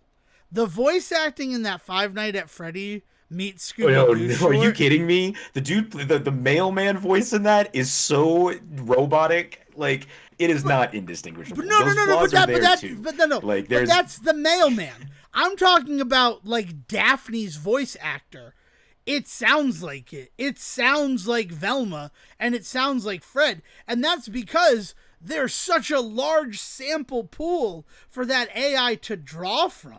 See, the problem with the Fred one is that there was inflection issues because it was going between old Fred and new Fred, like a lot of that sort of stuff too. I think that that stuff was also there. It's interesting that you didn't seem to pick up on any of these flaws that you're talking about with the Sinatra stuff in that because like I think that it was all the more obvious, especially because of length. Like watching that the entirety of that clip the other day, like it was so clearly made by a robot in so many moments. Like I think that stuff is there. I just think that what I like, and this is something that I've been discovering with this music stuff, and now like I said, born out into like the TV and film stuff, is that there is a level at which something can be off, but our brain just doesn't seem to mind. And those lines are different for everybody. So this like trying to put a finger on like at what point is there too much AI? I don't think that that's the right question because that answer is different for everybody. There are some people out there where if you just give them a bunch of AI generated lo-fi music for 8 hours a day, they're perfectly happy with that. They're fine. But the problem with that is like there's no is that art? Is there an artist? If there's no artist, like there's like a weird line of like, is that legitimate? And the thing is like, if somebody is willing to sit around and listen to a bunch of AI generated Frank Sinatra music that's like quote unquote new Frank Sinatra music, even though you personally found like all of these flaws in it that you were like, I couldn't do this, I couldn't listen to this, like there is a sect of people out there that don't feel that way. And like, is it important for the world to cater to me when I don't want a thing? Isn't it more important for like creatives to cater to the people that want to like consume their shit, I mean, right? yeah, And you like, create what's profitable. That's an unfortunate truth right there. right, Otherwise, it wouldn't be only Marvel films that were dominating the box office at that time, right? right, right. Before we got to where we are now, where people are tired of that. It's true. But I mean, the novelty. So I would need to hear a Frank Sinatra song that is like meant to represent itself as a Frank Sinatra new work. Because I think the novelty of something like AI One Futures page is, oh, look at this. It's like Frank Sinatra singing Thinking Out Loud by Ed Sheeran. And that like there like that you're in on the bit, right? Hmm. Like that's part of it. Like that Frank Sinatra had been dead for like 30 years before Thinking Out Loud was ever released. Well, So, so you're in on the bit for right now, right? But yeah. if this becomes such a standard thing that people do, and at some point you're going to have people listening to that are not as knowledgeable about Frank Sinatra as say you are, like at what point is somebody's lack of knowledge and interest and attention, like how much of that builds to a point where somebody can hear Frank Sinatra singing Ed Sheeran and just associate it with that? I mean, we do this all the time with like covers of songs that like people don't realize. Like everybody talks about like, oh, I love Watchtower by Hendrix. And it's like, yeah, it's not the original version of that song, but it's a pretty much the version that everybody knows. So like we kind of don't jump on that, right? We don't jump on to correct people when they say that anymore. Like that kind of thing. Like at what point do we cross that line with this sort of stuff? And at what point are we starting to face like things like erasure and things like that? Because AI has started to generate things that the zeitgeist eventually just takes on as history. I mean, I don't think we're nearing that yet, but I think I understand why they want to safeguard against it. Well, right, exactly. But It, like, yes, we're not there yet, which is the important point. Is like you need to step in before it's too late. Like you don't wait until it's too late and then try and correct it. yeah. Well, I don't know. I I don't. think that's what this I think that's what this whole strike is about. Oh yeah, I think that there's definitely. too many people out there that can look at what's going on with the writer strike and the actor strike and say AI is nowhere near there yet. Like I don't understand what they're complaining about because AI is not capable of that yet. But the problem is that if you don't get in there now and put your foot down, is that in 20 years when AI is capable, we're going to be back in this same boat because we didn't make these decisions now. Right. And as we've been saying this whole time, look at what happened with the writer's strike in 2007, and it's still things that they didn't safeguard against correctly in terms of streaming entertainment. So of course they've been once bitten, they're going to be twice shy. They're not going to agree to terms until they feel like they have completely future-proofed this industry. Right. And that's why it keeps going on. But yeah, no, if the argument of this stuff is the AI is not there yet, I 100% agree. Even like I said, I've been quoting that Five Nights at Freddy's Scooby Doo crossover video, but yes, like you could tell that it's AI because eventually you're watching and listening. But to a casual viewer, they wouldn't notice that, or they'd probably think that it was recreated from lines from the original work, Which like it just. technically is. It's just yeah. It's just then a large, intelligence computer model is what's rearranging it and trying to make it sound somewhat coherent. I mean, it's using AI as a tool because, you could be that crazy person who cuts up all the stuff and puts it into order, right? You could create a serial killer note using recorded voices from cartoons. Yeah, we've seen mixed media do that in the past and for decades now, Yeah. like cutting up audio that already exists and remixing it, which is like an interesting thing, right? Because like you hear that sort of stuff all the time. We hear remixes of old music from dead musicians all the time, and that doesn't seem to set off any alarm bells. Well, the big problem with music is alarm bells don't seem to be set off in the musical world at all anymore. Think of Milli Vanilli and the whole lip syncing scandal that they went through, and now how many people are just lip syncing their music when they perform? Well, no, I mean the Like, what it is like that shined a light on how everybody, even at the time. The thing is that lip syncing and backtracking and all of that sort of shit has been the norm in the music industry for as long as the music industry has had the ability to do that shit, yep, right? yeah, So the bigger thing with the Milli Vanilli stuff is that they were in a weird position without like the right people, the context, right? Like they just kind of got some bad luck. They got a bad roll on the context of their situation. Because if they were anybody else that were caught in that situation, because you look at somebody like Jessica Simpson's little sister there that got caught on SNL that night, where the music went weird, right? And the ways in which she like caught some shit that weekend, but her career wasn't over, right? In the ways that like 15 years previously we watched that shit end a career. It's a wild change, right? And it's part of that is because people have become just knowledgeable enough to be dangerous. We know a little bit more about how things get made and how things work that we're willing to forgive because like we kind of understand like how things work now more days than we used to. But the other side of that is also just people have also become much more apathetic, I think, in a lot of ways too, about the stuff that they consume. And part of that is and I will say that that's maybe not true for like younger generation. This is probably more people like our age, but that is apathy has been a problem for our generation across the board, right? There's so much stuff that people our age and a little bit younger and a little bit older have just kind of just accepted with like without question in so many ways, right? yeah, that's a big unfortunate truth right there. I know. It was Ashley Simpson, by the way. I wanted to make Ashley sure that we Simpson. gave her name, her proper. I mean, that was a weird time though for that. But geez, I don't even want to go back to where we were at that point, right? Ugh.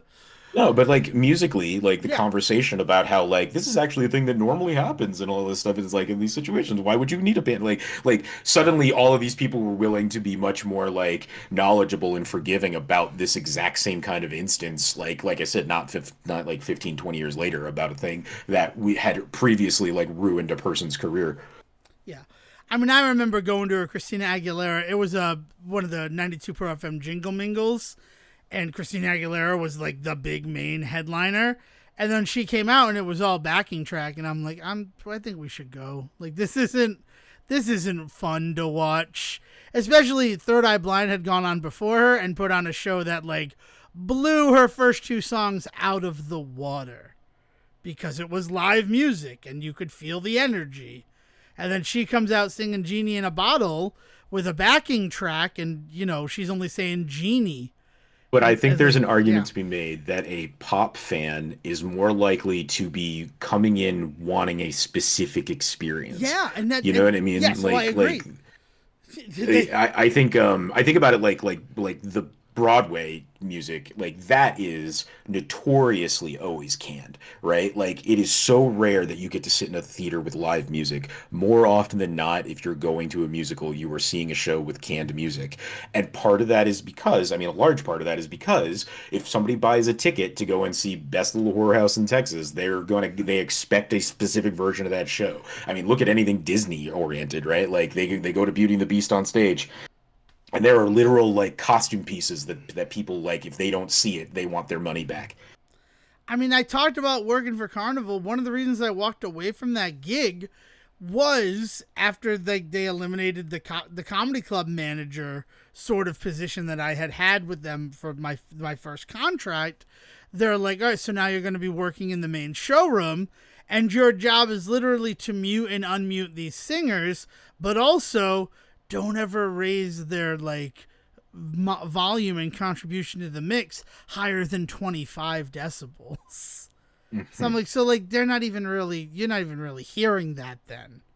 Right. They're like, yeah, no, it's mostly for the show of it, but if the backing track goes out, we want to make sure that we do have that voice there. And I'm Yeah. like, oh my God, it's just watching time code and hitting buttons that do nothing. Like there was no passion behind what I thought that job was going to be by the time I got there. Well, and so this is the way that people are looking at things like AI. Yeah. Is like there is a level at which like AI generation can definitely be a useful tool, but the second that you give it any type of full creative control, that passion is just no longer present. It can't be, right? So like how much does a human need to be involved in order for there to be something in the end? People make that joke about like cooking with love, but like how do you taste the love in the end? How many times does this person need to walk in the room for you to be able to taste that love at the end, right? Is a question that these companies are trying to figure out right now because they want to get away with as little as possible. And the unfortunate truth is that they've got two other industries because like I pointed to AI generated music, but AI generated books are just as big of a market, if not bigger, right? And like the fact that like there are full on like floods of ebooks like daily coming to Amazon that are just written by computers and people are just making bank off of that. Especially because I think the big one right now is kids books because they don't have to have a lot of comprehension to them. They don't have to have a lot of depth to them, I mean. And so because of that lack of complexity, it's actually super easy to just pop out like a 15-page kids book with AI generated art, and then you pay Amazon to bind it every time somebody buys one. And people are just like, they're getting beer money off of that. It's not much right now, but you get 4 or 5 of those going, and suddenly you're talking about a pretty solid paycheck each week, depending on what's being purchased and all that. Yeah, it's jeez.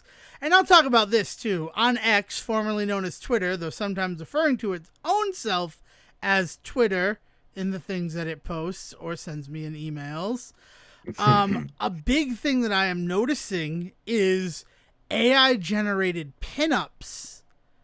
And then like there's ads for that, like come look at this AI generated thing, and then you look at it and it's a subscription service to look at drawings of women, like very similar to like Betty Page, like the old cheesecake stuff, and they have a male version of that as well, and it's like it's all AI generated. So Oh, AI somebody typed generated in softcore and like, hardcore porn is already like a huge part of the market, right? yeah, Like that's exactly. like, That's yeah, yeah. No, there are specific services that are advertised on, like, as you said, on X and on Reddit and on Facebook and stuff that are already geared towards, like, like, make all of your dreams a reality, which is no small driving force behind a ton of this shit, right? Like that's right. always the way it goes with new technology.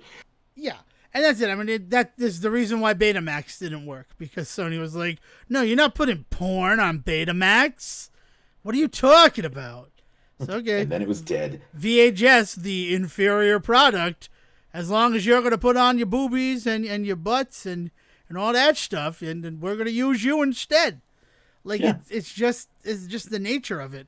But that's yeah. another thing. Like I look at that stuff and I'm just like, so this person is essentially making money off of this subscription, and what they're doing is typing in redhead on bicycle bikini. Mm-hmm. And then And just then waiting 20 minutes for it to generate a picture of that. Yeah. yeah. And that's like that's the same sort of like crazy, right? And then like this other one that I saw is that they're all inspired by actual celebrities. Yeah. Like that's the thing, like inspiration taken from Jessica Chastain. And it's like, well, that's gross. And it's like, what? How do I not get these ads? Well, and like, Like, so what's what the other interesting thing about this is that I can't believe people aren't being more clear about how this all relates to the concept of deep fakes, right? right, Like people were all up in arms about that sort of stuff just a few years ago, and still, if you bring up the concept of deep fakes, people have like these big opinions on it. But then if you say AI generated film or script or book or music, people are just like, "Oh, it's the way of the future," and it's like, well, wait, but deep fake is just a version of that. You get that, right? It is loading in a library of information, face and voice of an actor or an actress, and then generating something that they didn't do via an algorithm. Like we are talking about the same thing. It's just two different names for it. But if you call it one thing, people have this very negative opinion on it. And if you call it this other thing, people are like all bright-eyed and bushy-tailed about it. It's infuriating sometimes. I agree. And again, I guess I'll have to go out and see if I ever get tricked by an AI version of a song. And I mean, I Well, imagine it's that can not happen. it's not Like even it's tricked. It's like willfully, like people that don't give enough of, like, people that don't care about Sinatra as much as you do, people that don't have as much history with Sinatra as you do, but like maybe they've seen one too many Zack Snyder movies and they really like weird covers of songs and things like that, right? If they go looking for it and they find it, they may not care that it's AI generated. It's just that, like, you've got to find a thing. I guess the closest that you could do personally to recreate this is find a musician that you have just enough knowledge about that you could recognize them, but you don't know their whole library, and then just find an AI version of something that they sing.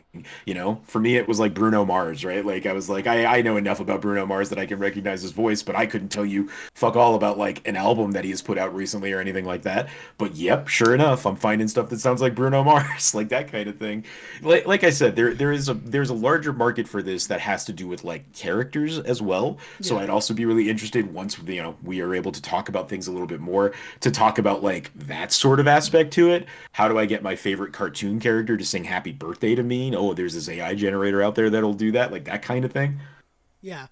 I don't know. I guess as objective that I'm going to pull forward from this particular side quest is to see if I can find one of those AI versions where it's not so apparent right away.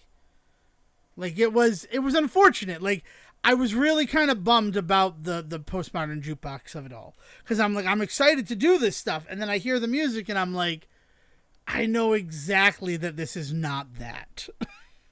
Like it was such a it betrayed the true nature of it in this way that was disappointing, because I was excited to dive deeper I into think this. no, So I think you've got a misunderstanding of the ways in which this AI stuff is marketing itself to people. It's not trying to trick people.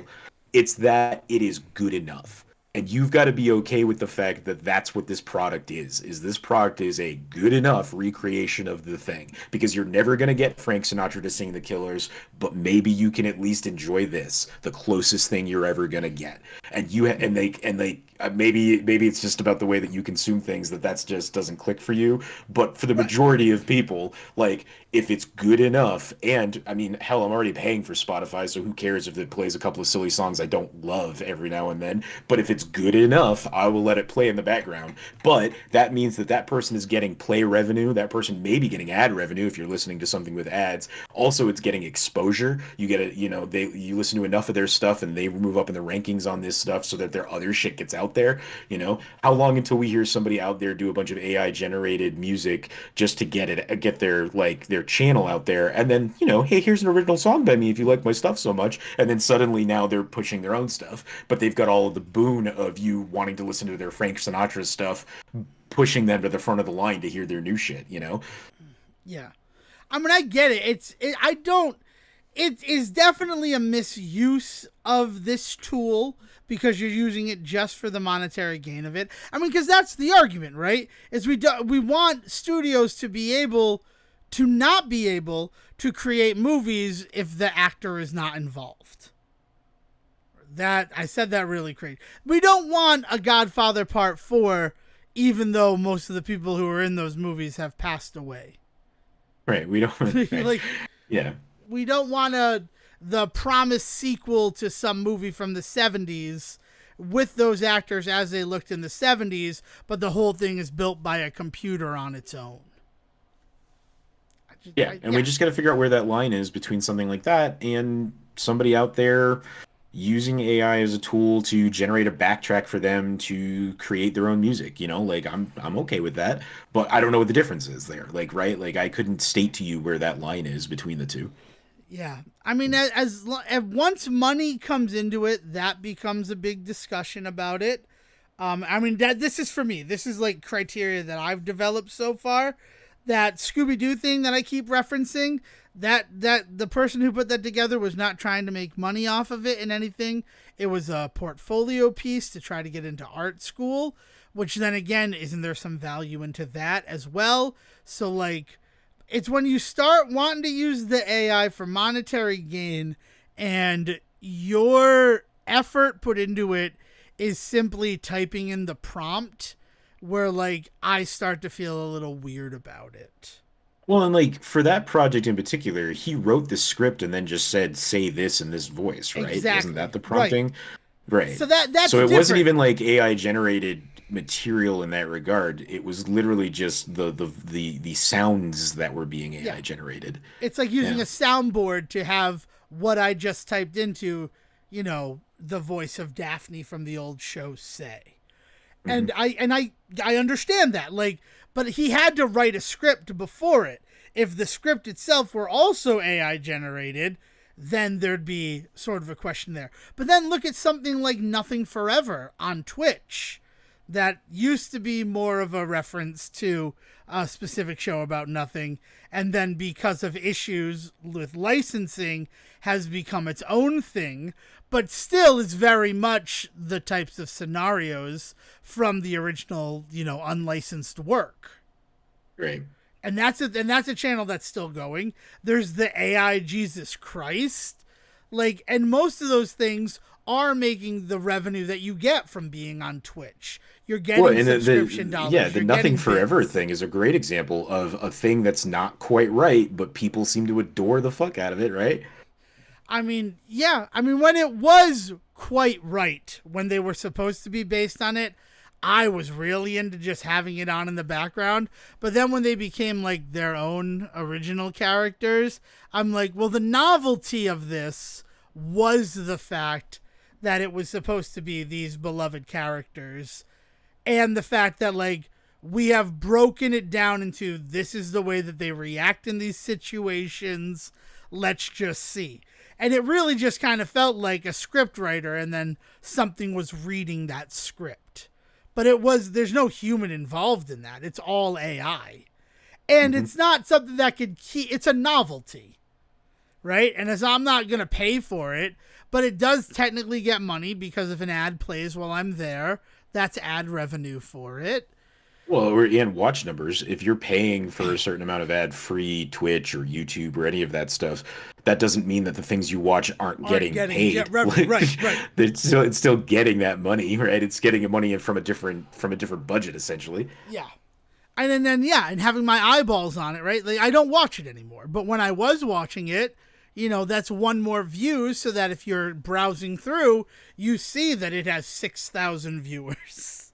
Mm-hmm. So it's all a weird, crazy thing. And I don't think we're any closer to the answer as to the proper way to do it. If anybody out there is curious what some of this stuff with the strike is really about, like, look at some of this stuff. Go find an AI written book on Amazon, or go find some AI music on Spotify or YouTube Music, because it's out there and it's pretty predominant in those industries already. So if you want to know what they're so worried about, it's this stuff. Yeah, and that is an unfortunate thing that just tracks. Now maybe to talk about something a little bit more fun, though I know I certainly have some small reservations about it. My task. Yeah. I don't know, man. I've been having a blast just playing some stuff. I haven't unlocked everything yet. So there's some characters that need to get unlocked and things like that. But I mean, I don't know. It's been great going back to Turtles. It has been great going back to Turtles. I'll say this. Playing through the story mode with Usagi and Karai, which is what we did yesterday. That's one of the things that we did yesterday, Dale and I. Usagi having an air combo totally breaks the game. In this way that's like kind of awesome, but also I kind of hope that they don't patch out. But what we're talking about is the Dimension Shellshock DLC for 2022's Teenage Mutant Ninja Turtles Shredder Revenge game. Released by .emu. They also did Streets of Rage 4, if you're like, it's very reminiscent of that. And so the DLC itself, it's really just a survival mode. And I want to make sure that people are aware of that, because there were some people that thought that it would add story content. And I will say this, Karai and Usagi do have their own. If you clear the story mode, they have their own end screens that represent that you beat it as it, but it's no more depth to those than when you finish it as any of the Turtles. Yeah. Understand that. The story itself has not changed. They've added survival mode, which has sort of a story element laid over it. So is this a paid DLC? I don't remember paying anything for it, but it I don't is know a paid DLC. It is $7.99, so it's $8 DLC. Going back to earlier, I would recommend buying the game first and seeing if you enjoy the game. That said, right now, with the deals that are out there, you can buy the game with the DLC for the same price as the game. Take advantage of it if you're somebody who hasn't done it yet. But so just buy the whole package. That's what I'm saying. I'm saying take advantage of that deal, because you'd be paying the cost to buy the game and getting the survival right now. And that's for the first 2 weeks. That's for 14 days from this past Thursday when it released. So it's worth that. It is worth doing that, because you're paying the price for the game and getting the new stuff included. But if it weren't that case, and I think on some of the markets that they're not having that deal, if you're interested in the game because of this DLC, I would maybe recommend playing through the game first before you get it. That's just me.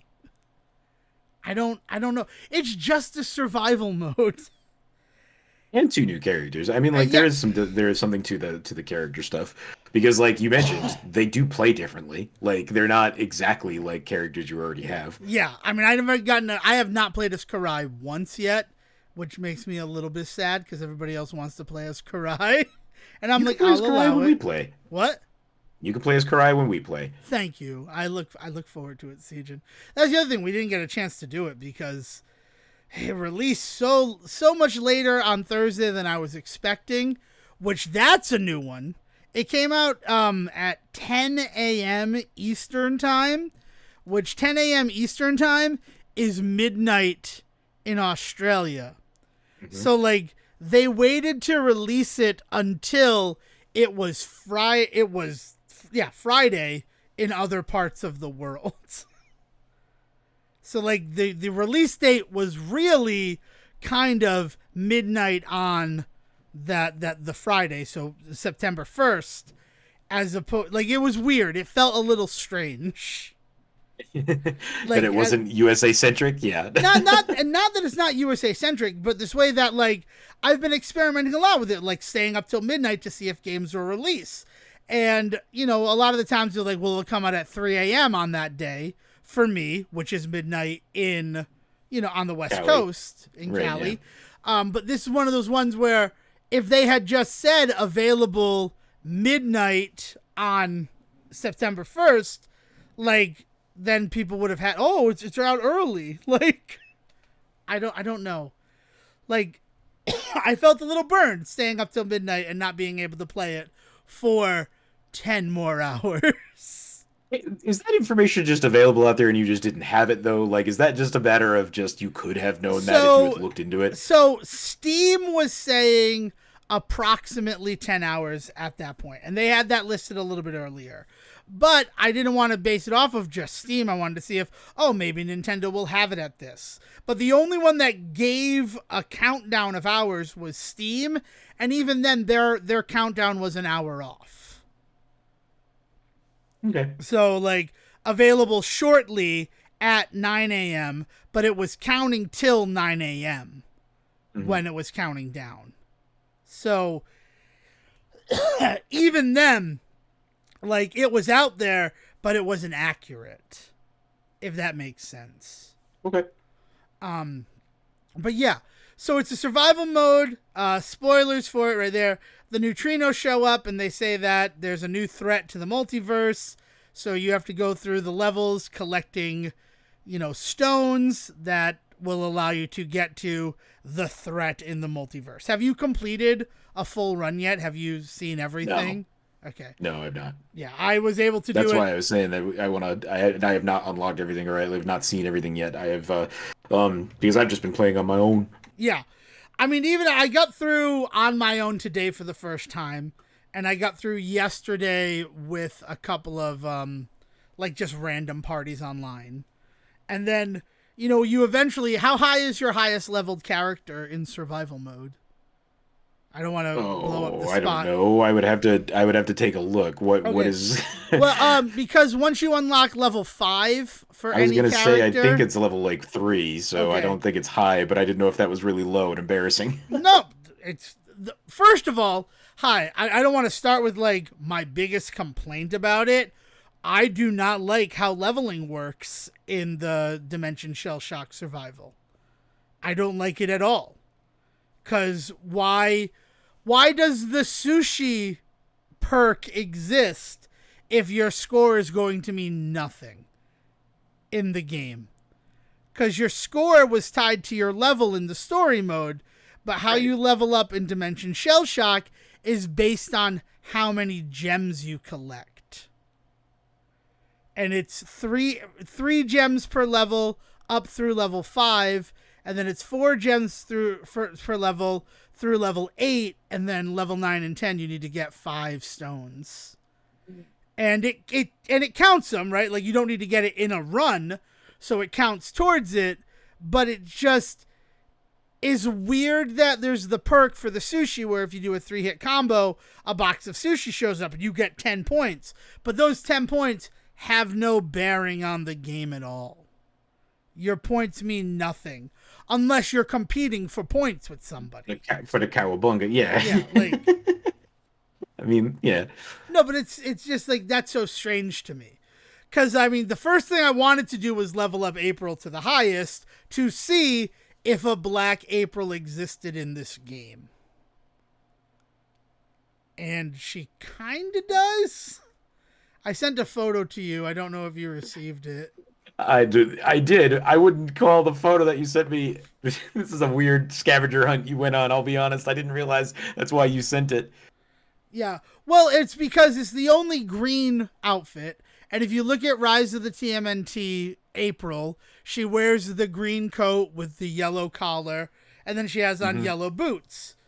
And her skin tone in that outfit is decidedly darker than most of the other April skins that are available. Interesting. That's an interesting move. Yeah, but she's not full on. She's just darker skinned. I wouldn't say that she's like African American representation of this character. Despite, I mean, all the Rise Turtles are in there. You get that for free. There is a free element to this because they upgraded to like 0.5 build of the game. All of the turtles were given 5 additional skins. And those skins are based on the movies, the 2003 show, the 2012 show, Rise of the TMNT, or the 2017 show, and the Game Boy Color palette. Those are what all of the turtles received. And then the other characters is like sort of a mix of that. April, the one that just made me laugh out loud, you can be Megan Fox, April O'Neil. It's one of the included skins. Nice. So like she has she actually has Megan Fox brown hair, the yellow top with the jeans that she was like distinctly wearing in both of the Michael Bay films. Nice. So, I mean, it's been an interesting experience that, and survival mode, the fact that like there's 5 skins to unlock for every character in there is very cool. It definitely gives a replayability that I was not expecting. So is it just the leveling up that kind of rubs you the wrong way, or? I don't like that the leveling up is based on like completing biomes, if that makes sense. Okay. Like I wish it were based on score again. Yeah, And then like whatever your score was, it went into something and it filled. Yeah. Yeah, I mean, it's a little bit more like transactional that way. Like, beat for beat, like I did well, I get this, that kind of thing. Yeah. Like, because it's not just, I don't love it. Because there's no distinct length to any of the biomes. So it just doesn't feel as, but then like, oh, I scored 800 points this run. And that just means nothing. Right? Like, I don't get to gain like 3 levels for those 800 points. I get to gain 1 level because I went through, 4 biomes and got their crystals. So now I'm level 6 from level 5. But yeah. So what I will say is spoilers, and it's a good thing. I like this. Eventually you can unlock a challenge, like a dimension skip is what they call it, which is kind of a biome chooser. So you can get to a point where you can easily get to the final boss of it so you can explore and understand that fight better. And I do enjoy that. That's aspect cool. Of the game I really do enjoy. And I like how they locked it behind like gaining 5 levels as one of the characters. Because now it's easier if I'm playing with other people to go to those later levels with like a stronger character and make sure that I unlock the pallets that are tied to collecting those pairs of stones. Awesome. Yeah, no, I mean, I think that it's been a blast with what I've been doing with it, and I think it's super well put together. The gameplay loop is very cool. I don't like any of the perks. I don't think any of the perks are very well developed. That's not true. I like Turbo Teens, where the bigger your hit string, the faster your character moves. Nice. But a lot of the stuff, like, causes you double damage. Mm-hmm. And it's one of those situations where, like, unless this is the lesser of 2 options of causing me double damage, I don't know why I would ever choose this. Yeah, I mean, it's try-hard shit is what it feels like. It's like putting skulls on in Halo and shit like that. Exactly. And I wish there were, like, more reward for it. Like the one where you take double damage for 3 rounds, but once you get through it, you'll be fully healed. I'm like, that's cool, but it also says that no pizza will show up during that time. So I'm committing to 3 difficult rounds. Yeah. Like 2, like it's just like that third one. Like that stuff I don't love. But the collecting crystals, obviously if there are crystals out there, like unless you need health and you get the magical RNG of crystals or the double pizza to heal everybody, I don't know why you wouldn't pick the crystal almost every time. Especially where the reward comes from eventually getting the stone itself from the Right. crystal fragments. Right. So it's just, I didn't expect myself to be able to like figure out how to do it quickly as fast as I did. And now that I have, I'm like, it's just a survival mode. It's a bunch of fun. Replayability and getting to play with friends again, like that's going to be exciting. And it's nice that you're not committing to a full playthrough of the game, right? And there are some cool, like the enemies, how they've made the enemies stronger, or the environmental damage, the spikes that show up out of the ground with no indicator of where those spikes are until they pop up the first time. But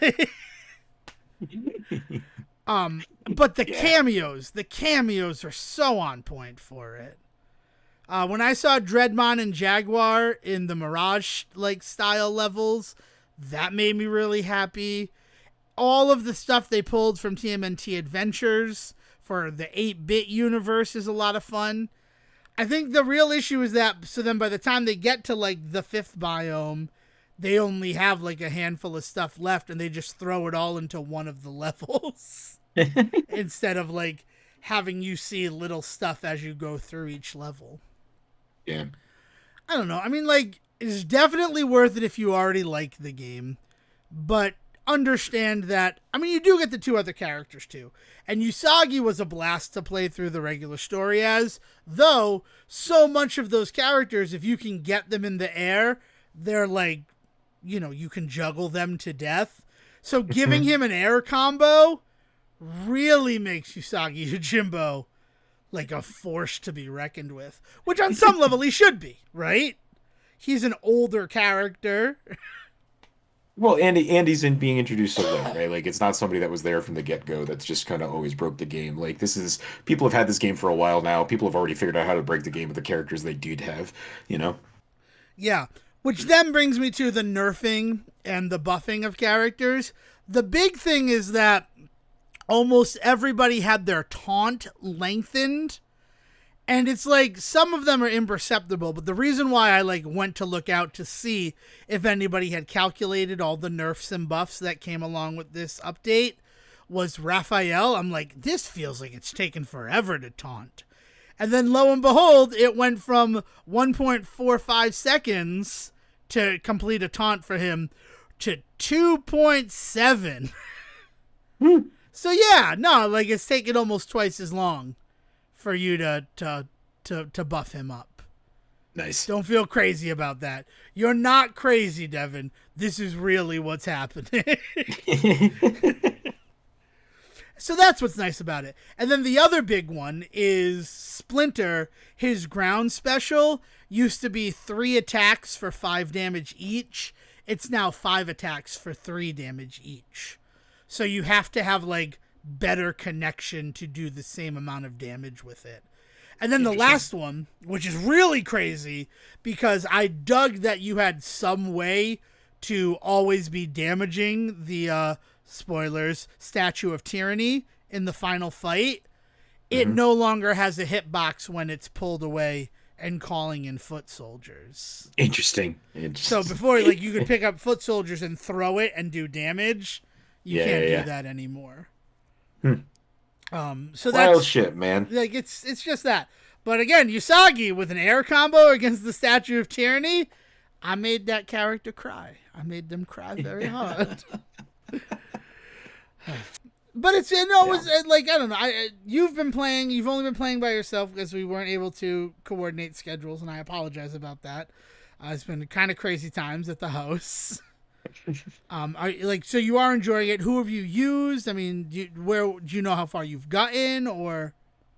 I've used. I mean, I never really like put so much time into the game as you did in the past, right? So I'm also just still playing with like a lot of the original shit still. Like I have not really fully gotten to explore all of like using Casey Jones and stuff. I think I mentioned last week that I had gone through a full arcade run with him, right? So like I'm just doing a bunch of that sort of stuff. I've been diving in with characters that are already in here that I just wasn't playing with a lot. April and Splinter, right? And that kind of thing. Yeah. 2 of my favorite characters, admittedly, are April and Splinter. Splinter I liked because he could do so much damage with his specials, so Oh, whoa, boo, sad. No, but I mean, you can still do it. oh, you can still do it. You just got to make sure you use it properly. And April has always felt like she's a River City girl, and I do want to thank Claude because we got to play late on Thursday a couple of games, and he's like, "I'm gonna be Karai," and I'm like, "Well, I'm gonna be April," and we pretended we were the River City girls in Nice. Teenage Mutant Ninja Turtles Shredder's Revenge. Which brings me to, I know I'm not always going to be talking about River City Girls 2, I say I don't want to, their reaction to the DLC coming out for Shredder's Revenge. They kind of stealth dropped online co-op for PS5 and the Xbox Series. Good for them. With like real good rollback on the netcode. By all accounts, it's working very well. It is only on the next-gen systems. They couldn't get it to work on PS4, Xbox One, or the Switch, which that was really interesting. And they're like way forward saying that is not a next-gen system. And technically it's not, right? It's just like a half-gen, if anything, but still. Yeah. But it is one of those things that does now exist, and it's kind of crazy. Because they're like, we don't think we'll ever be able to do it. And, like, you have to have been working on it all those times that you said that. You don't just, like, suddenly have online co-op for your game. So Yeah, but if it was on fire, right? They could have been staring down the barrel of maybe trashing a bunch of work that they had been doing behind the scenes. So that's nice. I mean, but this is a game, to go back to our original point, that is a game that wasn't really in the completed intended form until 6 months after its release. And now, 3 months later, it has online co-op, which was something they're always like, if we could do it, we will, but who knows? And then the fact that it weirdly coincides with the Shredder's Revenge DLC, which I have a whole other theory about that, but we can't talk about because of the nature of how our hands are tied right now. It's just interesting. It's an interesting way to see how these industries sort of chase each other with the similar products. Yeah, for sure. But yeah, that's it. So again, it's good. If you really like Shredder's Revenge, for $8, you're going to get more content. Even just playing through story mode again as Usagi Yojimbo or Karai or both, like, that's worth the cost of admission of $8. But then to have the survival element, and it's interesting stuff. Like, it is, I've always been comparing it to the Mr. X's Revenge from Streets of Rage 4. It's along that same line, but the issue with that is that it's just endless. There's no, like, final sort of level. I will say this, Embry spoilers, there is a final boss in the survival mode that weirdly makes the whole thing feel even more satisfying and worth pursuing. So know that there is a pot of gold at the end of the rainbow. Get out there and collect those gemstones. I don't freaking know. Anything you want to add, Jim? No. You discussed we're changing it up for the holiday week. Yeah. So this is the week that we should have had no tasks, but we're gonna consider it a floating holiday. We're not gonna have tasks that we're assigning each other. We're gonna take it off for the weekend, for the holiday weekend, for Labor Day. We're gonna put in less labor for you. So, you know, I'm sure we'll still be able to find things to talk about. I didn't touch on Sea of Stars at all. And, you know, considering how I felt about The Messenger, the weird full-on 90s style RPG prequel to that game, I have thoughts, but I've only played it for 2 hours. Yeah, well, we'll definitely have to talk a little bit more about that when you get some more hands-on time with it then. Yeah. So, I mean, that's it for me. Anything else you want to add before we send this one off, Siege? Or? Not for this week. Just enjoy your holidays. Make sure everybody stays safe. We'll see you next week. Yeah, thanks for listening on this, your Labor Day. If you have anything you want to tell us, the best place to do it is send us an email to thesayReport@gmail.com. We are in discussion about maybe some other ways to get in touch with us, but, you know, we'll have that for you sooner once we've figured that out. But until next time, Will, please bring us home. Thank you for listening to the Say Report with your host Devon Decker and Stephen Serwick. Please follow the guys on Twitter and Facebook by searching for The Say Report, and you can always subscribe on your podcast channel so this is delivered straight to you and you can enjoy it every week. With apologies to your mother, we'll see you next time.